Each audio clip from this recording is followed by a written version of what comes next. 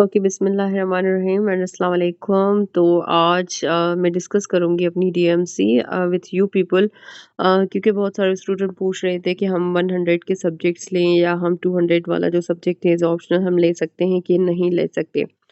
तो इसीलिए मैंने सोचा कि मैं आप लोगों को अपनी डीएमसी के ऊपर समझाती हूँ कि आप जो है कौन से सब्जेक्ट ले सकते हैं या कितनी मार्क्स वगैरह लेना ज़रूरी है। ठीक है, सो ये मेरे जस्ट रिटन के मार्क्स हैं। That the actual number is 643 जो है मेरी मार्क्स हैं इन रिटन पार्ट। ठीक है, इसके इंटरव्यू में जो हैं वो 8 होने हैं प्लस 148। तो हम जो है पहले कंपल्सरी सब्जेक्ट की बात करते हैं। जो हमारे कंपल्सरी सब्जेक्ट्स हैं, नंबर 1 इज़ ऐसे। अब यहाँ पे ये इतने जो हैं हमारे कंपल्सरी सब्जेक्ट हैं जो हैं 6। तो फर्स्ट है इंग्लिश एसे।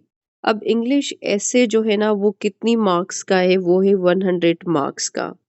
और इसको पास करने के लिए वी नीड 33 मार्क्स। 33 मार्क्स होगी तो हमारा ऐसे पास होगा। लेकिन यहाँ पे मेरी जो मार्क्स हैं वो है 51, जो बहुत अच्छे नंबर हैं। और अगर मैं सीसी 2020 की बात करूँ तो उसमें मेरे नंबर थे 78 इन इंग्लिश ऐसे। लेकिन 40 नंबर्स तक या 45 तक नंबर जो है वो लेने चाहिए when it comes to the combined competitive exams, क्योंकि आपका जो यहाँ पे नंबर है वो भी बहुत मैटर करता है। उसके बाद सेकंड हमारे पास जो सब्जेक्ट है वो English precis and composition. Again 100 marks का सब्जेक्ट है। लेकिन उसमें जो है कितनी मार्क्स पे पास है, 33 पे पास है। लेकिन आप ये टारगेट ना बनाएं कि 33 मार्क्स ही लेनी है।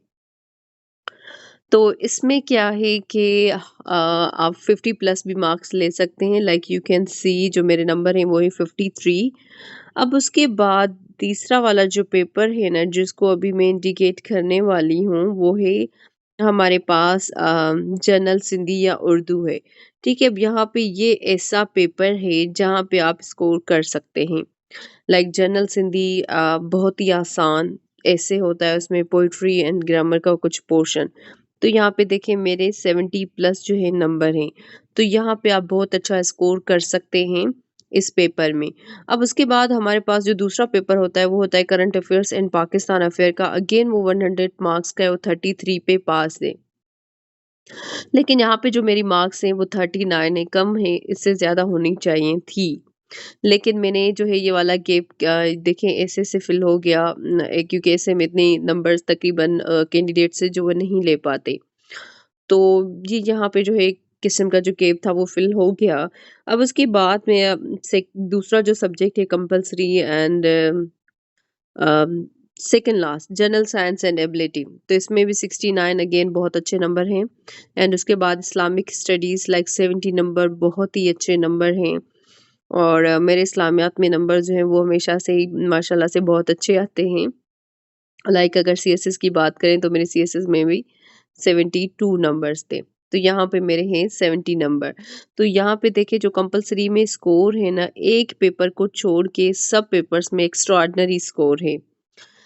लेकिन ये वाला जो है मैंने गिव ऐसे में से फिल कर लिया। अगर ऐसे में सो फॉर सपोज 50 होती, सॉरी 40 होती मार्क्स, तो यहाँ पे 11 मार्क्स में इसमें ऐड कर लेती तो बहुत अच्छा स्कोर होता, 50 तक चला जाता। एंड उसके बाद हम बात करते हैं ऑप्शनल सब्जेक्ट्स की।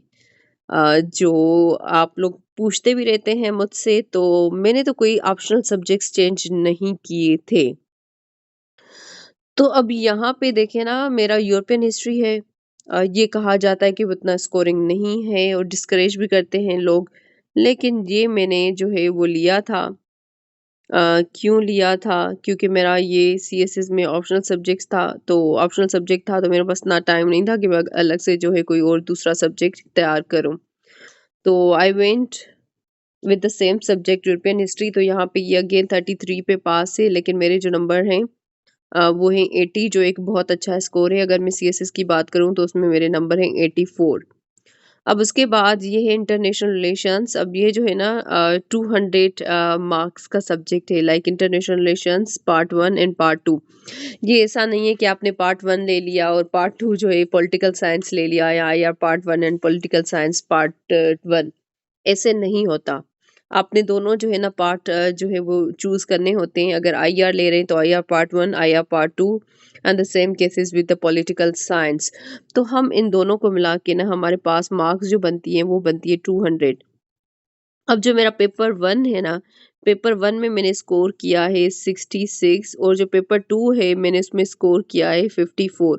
अगर मैं इन दोनों को टोटल करूं तो कितना बनता है भाई? ये बनता है 10, और उसके बाद ये बनता है 12।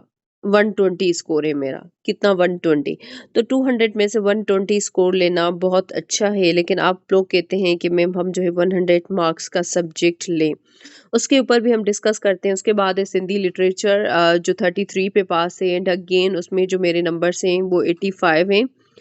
तो अगेन ये जो स्कोर है ये बहुत अच्छा है। अ, अगर हम 100 जो मार्क्स के सब्जेक्ट हैं हम उनकी बात करें, तो अब हम जो है ना फर्दर जो हमारे सब्जेक्ट्स हैं उनके ऊपर हम जो है वो डिस्कस करते हैं, जो आप लोग मुझसे पूछ भी रहे थे कि मैम 100 मार्क्स वाला हम सब्जेक्ट लेना चाहते हैं, वो लें या 200 मार्क्स वाला सब्जेक्ट लें। ठीक है। तो अब ये मैटर इतना नहीं करता, लेकिन मैटर ये करता है कि आपकी प्रिपरेशन कैसी है, या आप जो है ना उसको प्रिपेयर कैसे कर रहे हैं। ठीक है। तो अब देखें ना कि यहाँ पे एक आईआर जो है सब्जेक्ट है, और दूसरा हमारे पास सब्जेक्ट है पॉलिटिकल साइंस। ये भी 200 मार्क्स का सब्जेक्ट है, ये भी 200 मार्क्स का सब्जेक्ट है। लाइक मैंने इसमें नंबर लिए थे 120, और इसमें भी इतना ही आप स्कोर कर सकते हैं, लेकिन इनकी जगह आप 100 का सब्जेक्ट जो है लेते हैं तो ऑब्वियसली वो एक्स्ट्रा ऑर्डिनरी मार्क्स अगर आप लें, फॉर एग्जांपल आपने लिए हैं एक पेपर में 72, 100 का मार्क्स का जो आप ले रहे हैं, for example we can take the example of criminology and the gender studies.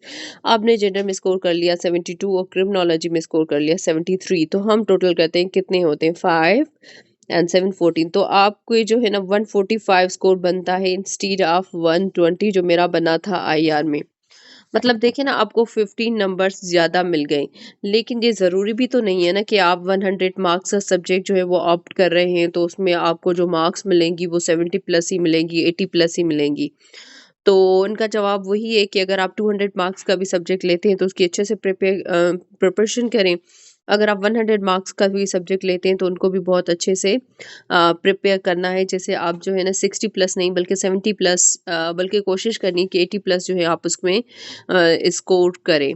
तो it's all about your preparation कि आप अपनी प्रिपरेशन जो है वो कितनी करते हैं। ये मैटर नहीं करता कि आपने 100 मार्क का सब्जेक्ट लिया है या 200 मार्क का सब्जेक्ट लिया है। लेकिन येस थोड़ा सा डिफरेंस होता है अगर आप जो है 200 की जगह पे जो है सारे 100 मार्क्स के सब्जेक्ट लें और आपकी तैयारी भी अच्छी है तो 10-12 नंबर, 20-25 नंबर भी जो है कभी-कभी ज़्यादा आपको मिल सकते हैं।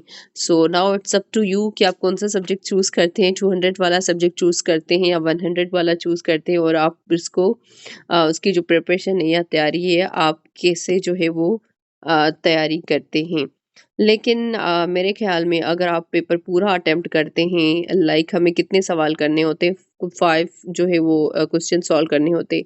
अगर आप जो है 5 क्वेश्चन्स ही सॉल्व कर रहे हैं पेपर के, जो भी पेपर है 200 का है या 100 का है, और उसके साथ-साथ जो है आपकी जो आंसर्स की लेंथ है वो भी बहुत अच्छी है, तो फिर तो आपको स्कोर मिलेगा।